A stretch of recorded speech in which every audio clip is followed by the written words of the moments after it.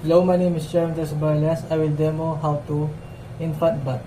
First, hand wash. PP is on. Assuming I have a mask, apron,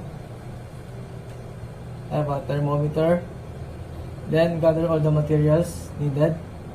First, we need 3 basins, watering, soaping, rinsing, 2 pails, then 3 bath towels for soiled, sieving, then dressing, and baby clothes, vest, pajama, mittens, socks, baby cap, baby bib, then 4 towelette or more, and 2 kidney basins, 1 empty and 1 with cotton balls, 1 trash bin, hamper, diaper, hairbrush, 1 plastic bag for diaper with stool, shampoo and body wash, hypoallergenic. These are only optional, the lotion, oil, and petroleum jelly. Then, ask the permission, the guardian or parents. Ma'am, I will beat your baby. Then, lower the room temperature by reducing the aircon temperature. Then, close the window indoor for security. Then, disinfect the thermometer from cleanest to dirtiest. Then, check the baby temperature. If it's normal, 35 to 36. If the baby has a fever, inform the guardian for consent.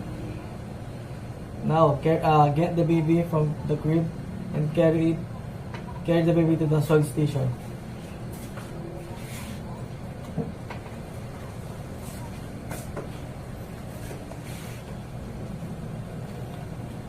This is the baby. Assuming he is a boy. Then check the temperature of the baby.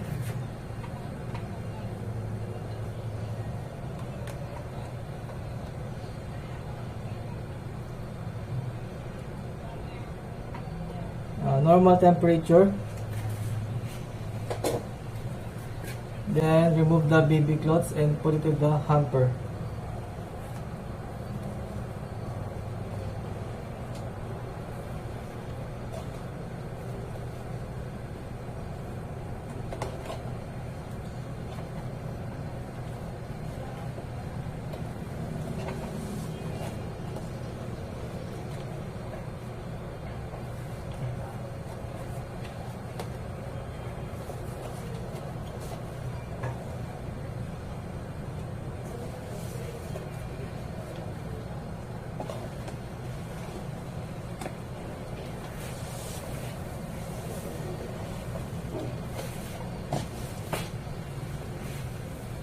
Put it in the hamper, the soil coat.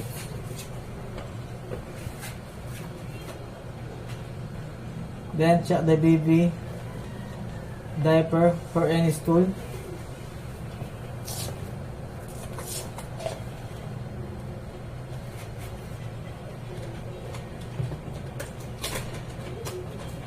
If the baby has a stool, clean it.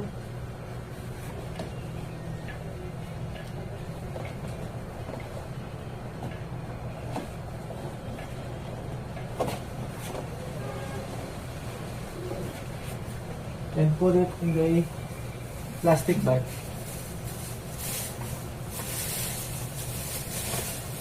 And throw it in the trash bin. Then clean the eyes using cotton balls. Soak it in a clean water. Inner to outer canthus, discard. Put in the trash bin. And the other side, inner to outer canthus, discard.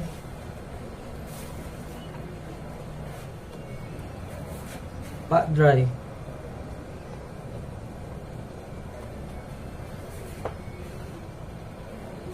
Next is the baby's head. Put a shampoo in the water.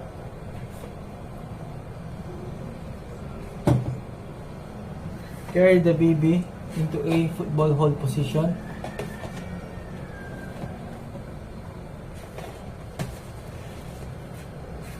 Football hold position. Then don't forget to close the ears.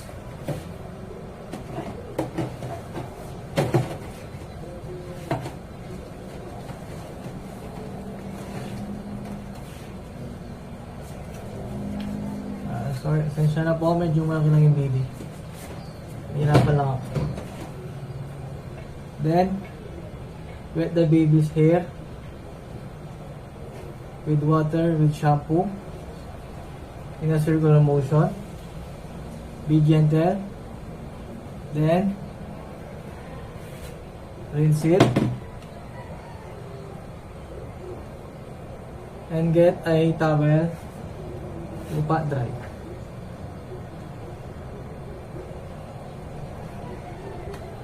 Then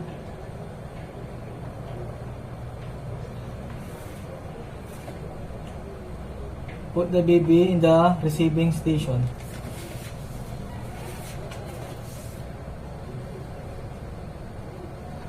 Then clean the face. Get a cotton balls. Soak it in the water. Using SACC method. SACC. Then, using the cotton ball with clean water, start cleaning the forehead in a circular motion, going to cheek and chin, scar. Same as the other side. Then next is for the nose. Get another cotton balls, soak it in the water. Then, from nose to nose bridge, then nostril, discard. Then for the mouth, same procedure. Get the cotton balls using small C stroke. Discard. Then for the ears, get another cotton balls. Soak it in the clean water. Outer lobe, back to back ear. Then discard. Same to the other side. Then next is the body. Carry the baby. Put it in the bathtub. Start cleaning the baby hands.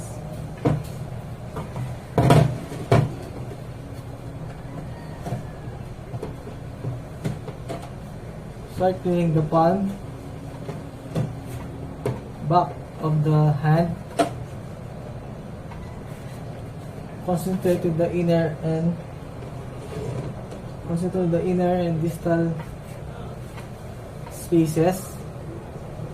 Then the wrist. Clean the arm, forearm, elbow, and exit to axilla. Same as the other side. Then repeat. Start cleaning the sole of the foot. Concentrate in the interdistal spaces of the toes. Then clean the ankle and rinse it. Then start cleaning the legs, knees, knee folds. Then clean the thighs, going to the groin or singlet. Next, the care. Assuming he's a boy, start cleaning the sharp penis in a circular motion to the scrotum, to to the perineum, exit to the anus. Then clean the chest.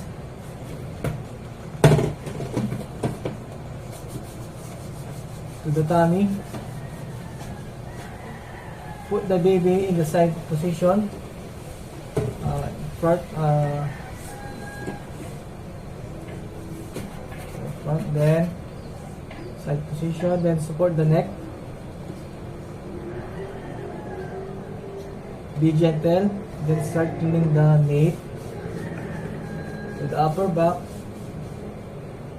in a circular motion down to the lower back, down to the buttocks, the gluteal folds, exit to the gluteal cleft. Then carry the baby to the dressing station. Pat dry.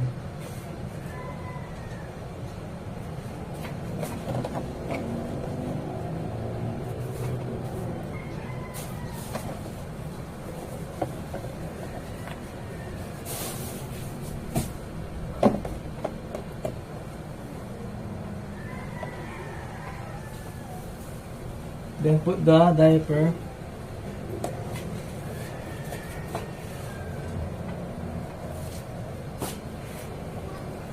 assuming I'm putting the diaper.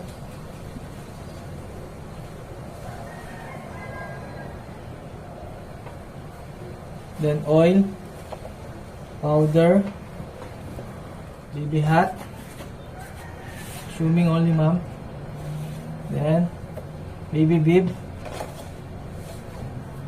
Then check the baby's temperature again. Normal.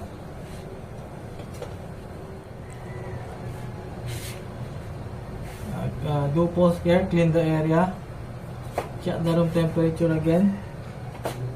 Document everything for endorsement. And then never leave the baby unattended.